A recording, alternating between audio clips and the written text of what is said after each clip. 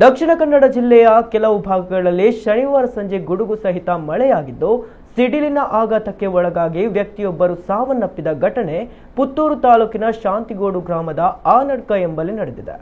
ಆನಡ್ಕ ನಿವಾಸಿ ವಾಮನ ಸಾವನ್ನಪ್ಪಿದ ವ್ಯಕ್ತಿ.